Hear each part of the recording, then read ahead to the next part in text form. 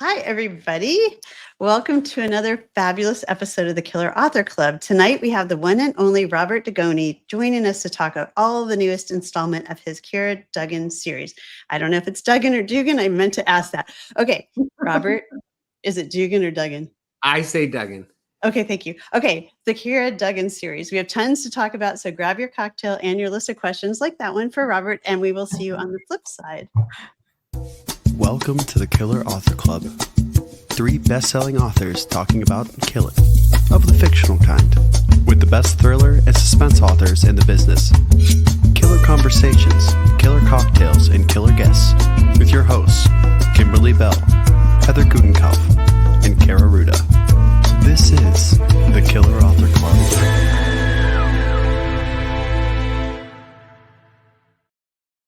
Hello to all of our new members and to the Killer Author Club OGs on Facebook, Instagram, and YouTube. Wherever you're watching, we're so glad to have you here. I'm Killer Kara Ruda. And I'm Killer Heather Gutenkopf.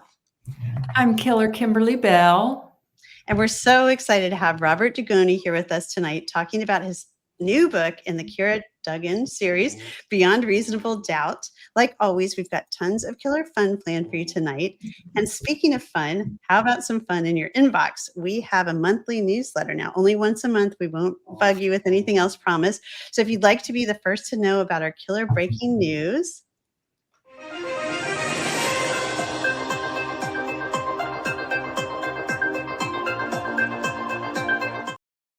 yep, breaking news. Starting later this week on October 11th, that's Friday.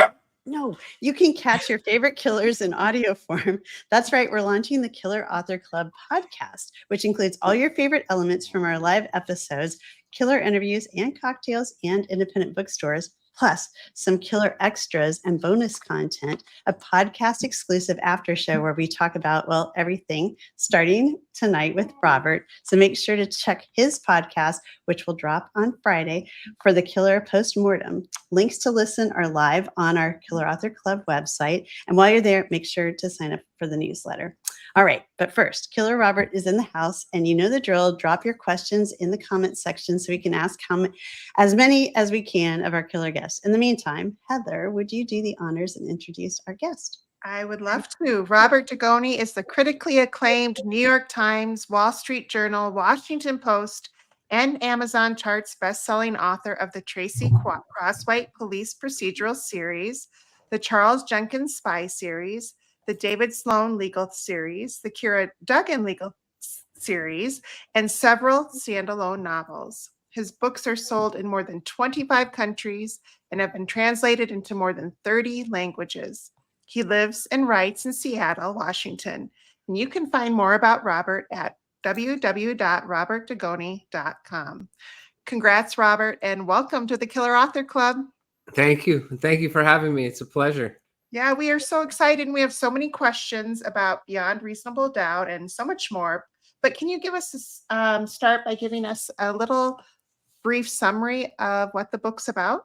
Yeah, Kira Duggan is a Seattle defense attorney who swore she'd never work for the family law firm because it's completely dysfunctional. Her father is an alcoholic, but because of certain things that happened in the first book, Her Deadly Game, she finds herself working there and has to defend a childhood friend named Jenna Bernstein, who is a brilliant person who has started a company and is accused of murdering the CFO. The problem is Kira grew up with Jenna, and Jenna believes Jenna is a sociopath. So the big question is she going to free a killer? And what is that going to mean for her and her career going forward? It was so good. We loved it. And so readers out there, get chatty and drop your questions for Robert in the comments. But first of all, it's time to talk about this episode's killer drink. Kimberly? Yes, the killers love our cocktails and mocktails. So every episode, we ask our killer guests to come equipped with their favorite, and recipes for tonight's drink and all the killer cocktails that have come before are at killerauthorclub.com under the tab Killer Cocktails. Tonight, Robert chose an old-fashioned as his special drink. Robert, can you tell us why? I've never really been into hard alcohol.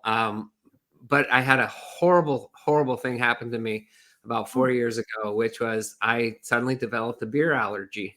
I Mm. couldn't Oh drink beer. no.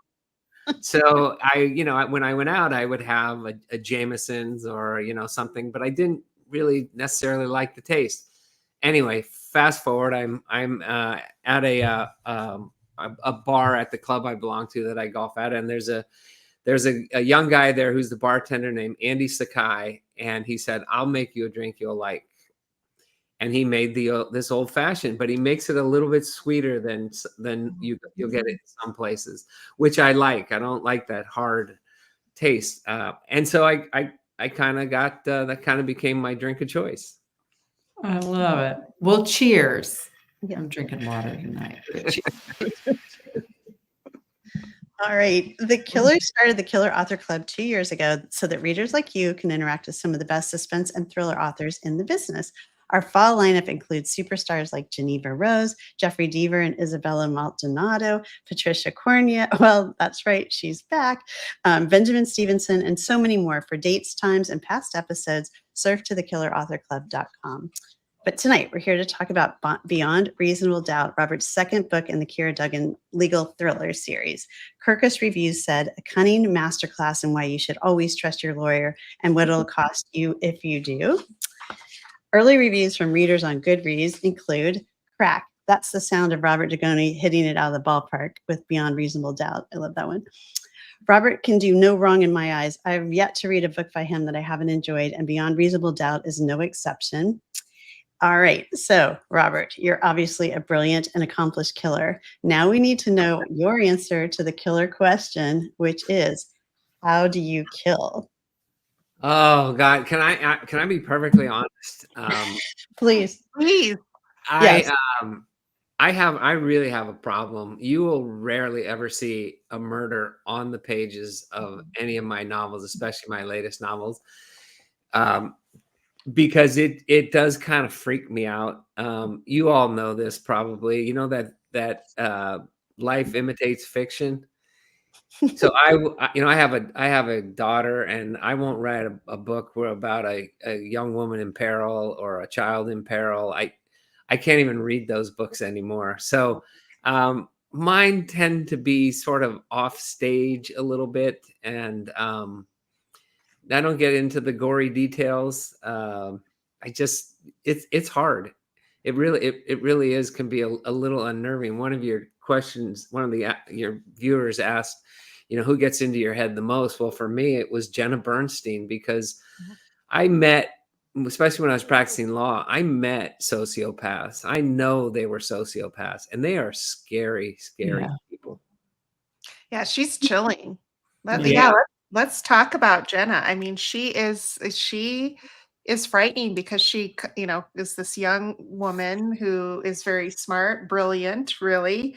And we slowly learn about her past and how cold she can be. Where did she come from?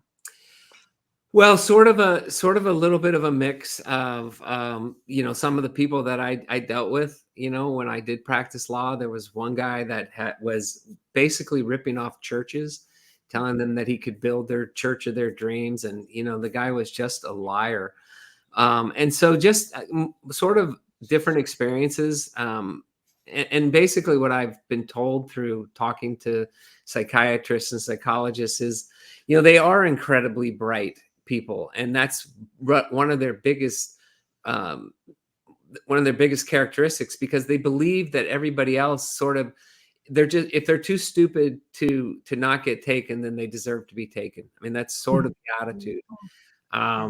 So Jenna's a little bit of a mix of those people that I encountered, and then someone that came to me through a friend of mine who has had Parkinson's for 17 years. I refer to him as Dr. Dan. He's absolutely brilliant. He is a doctor. And I said to him, I want to kind of create a company that's on the cutting edge of really finding something that could really help a lot of people medically that need help: Parkinson's, Alzheimer's, dementia. And he sent me some articles on this technology called nanotechnology, where they can take tissue and change tissue, the skin cells, into cells that release dopamine, or the cells that release other chemicals to kind of combat these diseases. And I thought, wow, what kind of a person would prey on somebody else in such a medically compromised situation? And that's really how I came up with her. Wow. That's kind of chilling just to talk about. Yeah. Yeah. And they exist. Oh, they do. I know. They're I mean, more prevalent than we even think, I believe. Like I think we're just starting to see them more, but And understand that they're all around us. yeah. And they tend to be, it's so funny, when I was doing the research on this, they tend to be people that are prominent, people that you see in positions of power in companies. Like you can, CEOs. and also lawyers. Right. Yeah. And I'm thinking to myself, let's see, what lawyers do I know or practice with that are probably sociopaths?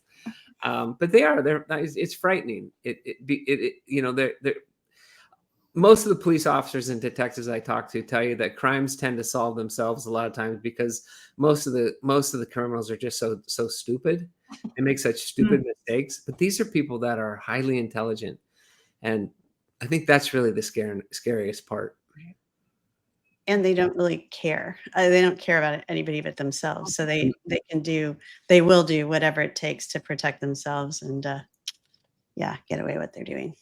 So that science that you do refer to in the book, that's cutting edge. That could be coming our way at some point.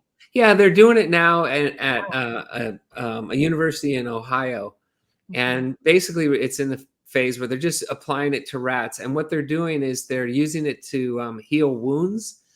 They've taken electrical charge into these skin cells at the nucleus level, and they're using those cells. They're creating cells that repair tissue, repair wounds. And one of the really big things that it could potentially do is, if you have a bad heart, if they could get it to become heart cells, they'd be able to repair your heart without opening you up. But they're a long way off, and that's okay. What I wanted from Dan was, I wanted something that was out there on that edge that people could believe is coming, because we are getting so adept at being able to get down into DNA and nucleoids and all those things, that you see it all the time. You see it down in Silicon Valley and up here in Seattle over on Lake Union, where you have these companies that are really focused on biotechnology and all those things there, because there are these diseases out there that you think we should be able to fix this. They've done so much with cancer, with being able to, the immunotherapy that they can put in cancer. My brother-in-law, God love him, he's been treated with immunotherapy for melanoma, and he's doing wonderfully. I lost my dad in 2008 from melanoma. They didn't have the immunotherapy back then. So, and the other thing is that, like I said earlier, it preys on people's desires, their belief, their goals. Who doesn't want something that's gonna, heal them? Sure. Great. Wow. I see a lot of people in the comments. Let me see if I can find it. Here we go. Because this is the second in a series. They're asking, do you need to read them in order? Can you read this one as a standalone? You can always read my books as standalones. I mean, I'm like all of you, I'm sure. I'm a firm believer that every story has to have a conclusion. I'll never leave a reader hanging out there where the story is not finished. But in a series, does it help to start at the beginning? It really does. Because in this particular instance, you'll understand why Kira is in the position she's in, working for the family law firm with her two sisters, everybody in the firm is completely dysfunctional. Her father has been a lifelong alcoholic, but an incredibly successful lawyer. Her oldest sister is her typical oldest sister. Her middle sister is the forgotten child and takes it out on Kira. There's all these different personalities that come into play. Or you can be like me and read this one first and now want to go back and read the first one. Yeah. Right. Yeah, that works. Okay, and so I just had a question. Why do you think you decided to make both protagonists females in this series? I mean, the protagonist and the antagonist. You know, I had something happen not long ago with one of my series, the Charles Jenkins series. It got bought by studios in Los Angeles, and long story short, they came to me and they said, we want to take the main character Charles Jenkins and make him a woman, but nobody ever explained to me why. Oh. And I thought, no, that's not the book I wrote, right? I don't want that. And then I got on the phone with one of the producers' creative minds, and he explained to me why. He said, we don't want a story in which a male comes in to save the day. Mm. We don't think that is a story that is going to sell. It's not unusual that you see that way too often. We want a story with a female protagonist who comes in to save the day of other females who are trapped in this series in Russia, right? And when he said that, it made perfect sense to me. So one of the things that when I wrote the Tracy Crosswhite series, and I started that back in 2012, and I sat down with a homicide detective in Seattle, there was one female homicide detective in the entire unit out of 13, right? And that just makes her more interesting. And I'm not going to lie. You all also know one of the probably the fundamental reasons to choose a female is most of the readers out there are female. Yep. That's reality, right? And I think rightfully they don't want necessarily to have books out there where the man comes and saves the day and yada yada yada. They save that for romance. Yeah. Yeah. And Yeah, so, exactly. my book, A Killing on the Hill, it's a young male reporter, 19-year-old William Schumacher and all that. But in these instances, I just thought a female lawyer, defense lawyer would be more interesting. Mhm. Yeah, and you're prolific. I mean, with all your series and your different characters, and each character is so different.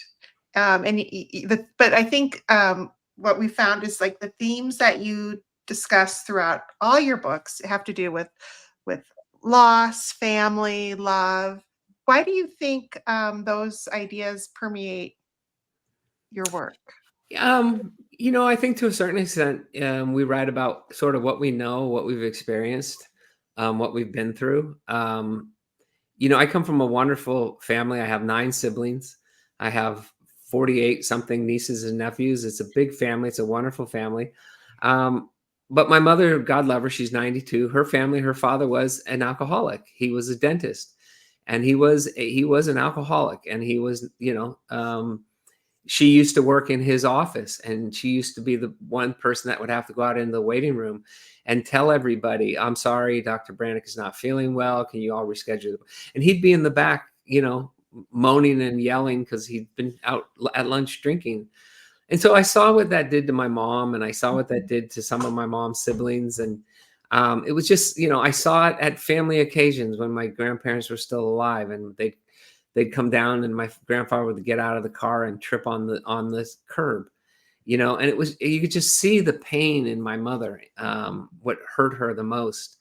So when Gracie Doyle at Thomas and Mercer said, we'd like you to do another legal thriller series, would you consider it? Obviously I said, I'd love to, but I want to do it my way.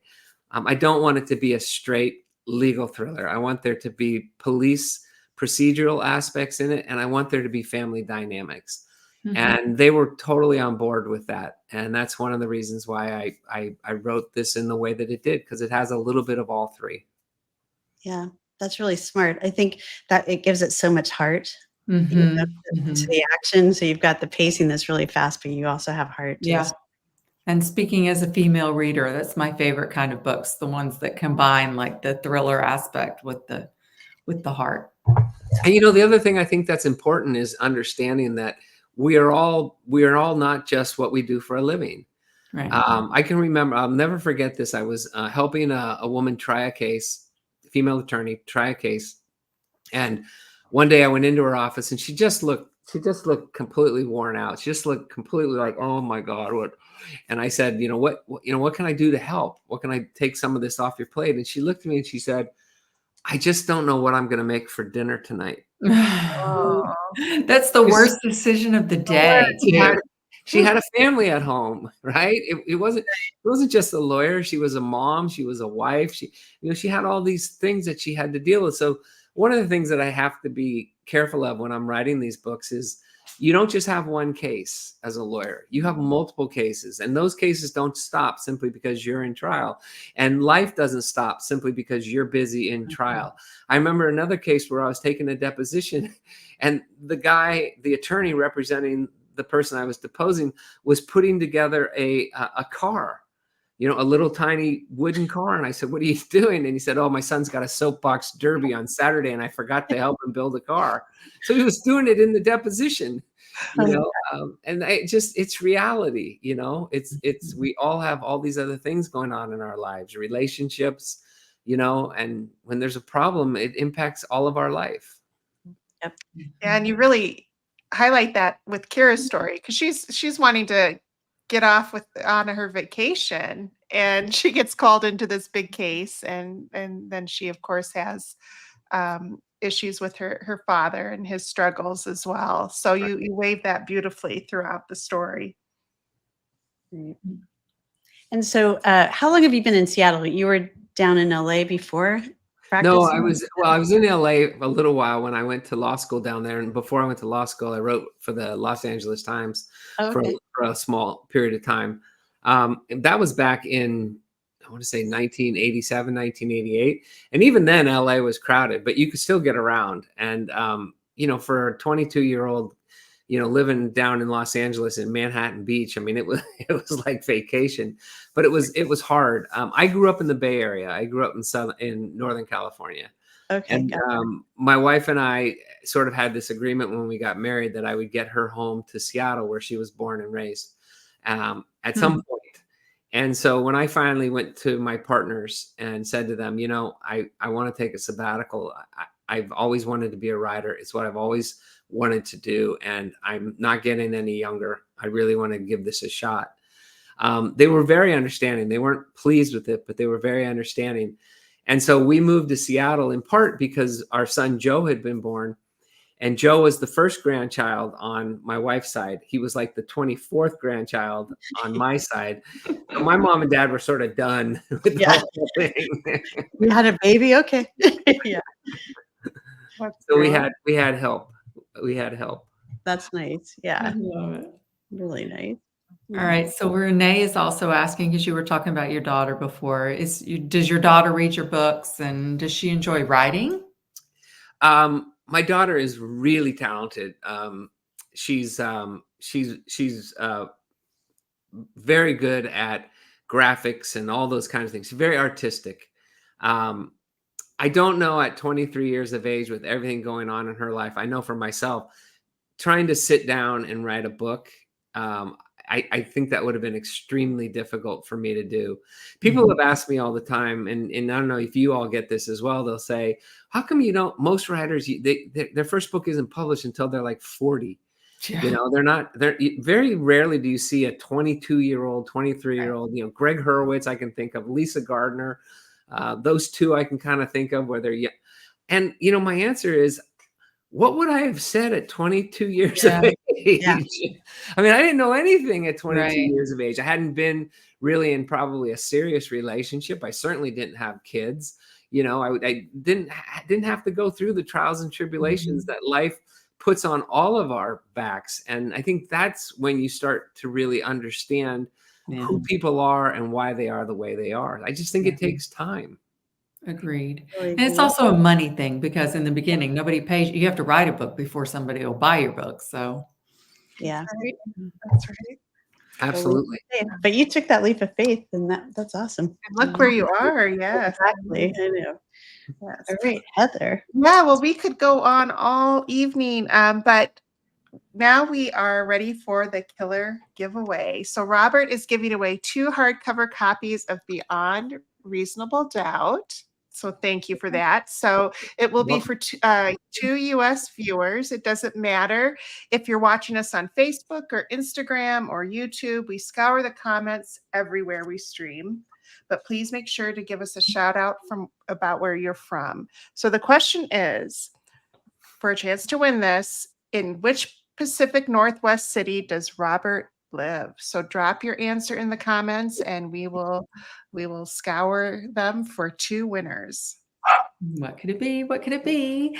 So the Killers are big fans of independent booksellers, and we want to support them in any way we can, which is why we ask every author to tell us their favorite. Robert has chosen Booktree in Kirkland, Washington. Robert, do you want to tell us why you love them so? Yeah, they were the first place where I did a book signing. And when I called up years ago after I had written The Cyanide Canary, they said to me, well, do you have people that'll show up? Yeah. People that are going to come? I hate that question. I was like, yeah, I have a lot of friends. I think I can get some people there. And I did. And they've just been always very, very good to me. And so Chris down at Booktree he has hand sold so many copies of my books. And it's just great to go down there. They're a small independent store, like most small independent stores. They're always on the edge. They're pushing, they're trying, they're fighting. And so they're my store. They're my hometown. And I'm really grateful to Chris for all that he's done for me. I love it. Well, I just dropped the link in the comments so you can order Beyond Reasonable Doubt and all the others on your wish list. There you go. And obviously, the Killers love to read, and the Killer Author Club is the place to share the love for fabulous books. So post pictures, write reviews, ask for recommendations, and give yours as well. We love it when our TBR cups runneth over, which is why we want to ask Robert, what are you currently reading? So I just took a trip to San Diego for a wedding, and right before I left, I was really lucky to get from my agents Tammy Hoag's Bad Liar.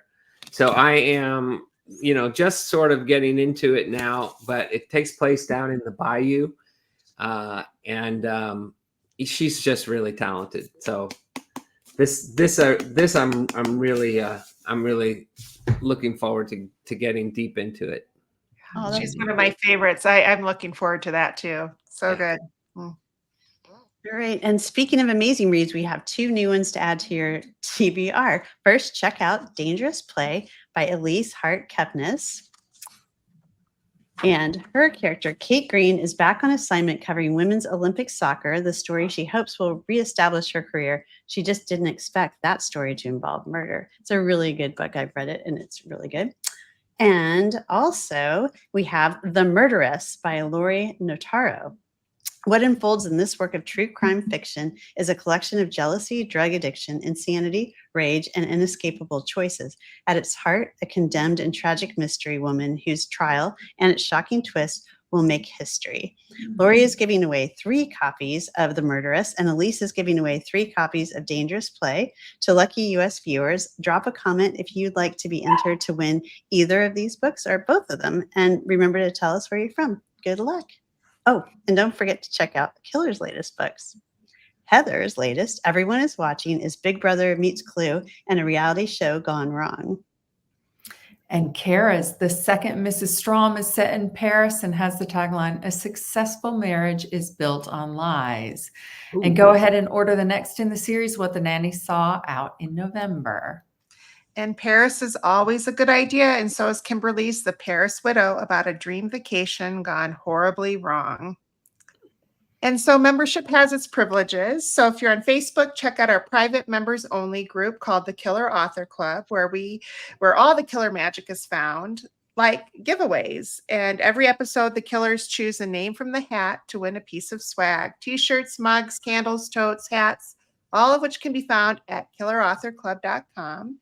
And tonight's winner is Mindy Senoff Strong.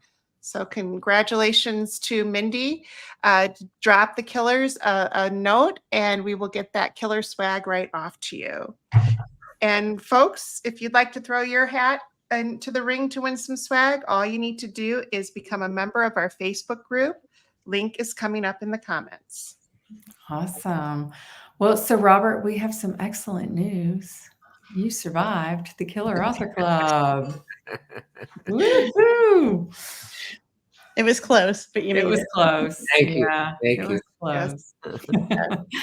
So tell us and our readers and listeners where they can find you. So my website is just www.robertdugonibooks.com. I have a newsletter on there. If you're so inclined, you can easily sign up for that. And I'm on all the social media pages, Facebook, Twitter, Instagram. Although I don't do Twitter very much anymore. But anyway, I'm on the usual social media sites, and people can find me there. Yeah, that's kind of it. Love it. Sounds good. All right. And that does it for tonight's episode. And we're all thinking about everybody who is in Milton's path. So wanted to put that out there. Thanks for everyone for tuning in, and make sure to mark your calendars for Jeffrey Deaver and Isabella Maldonado, who will both be joining us in 2 weeks on October 22nd, same time, same place, to talk about their co-authored thriller, Fatal Intrusion. In the meantime, please find us wasting entirely too much time on all those social medias that Robert just mentioned. For all the information you need, times, upcoming schedule, past episodes, recipes, and merch, surf to killerauthorclub.com. Thank you so much for being part of the club and for watching tonight. Good night. That does it for tonight's show. Thank you for tuning in. If you'd like to catch our next show live, we're every other Tuesday night on Facebook, Instagram, and YouTube. For times, upcoming schedule, and to catch up on past episodes, visit us at killerauthorclub.com. Happy reading. Now get on out there and kill that TBR.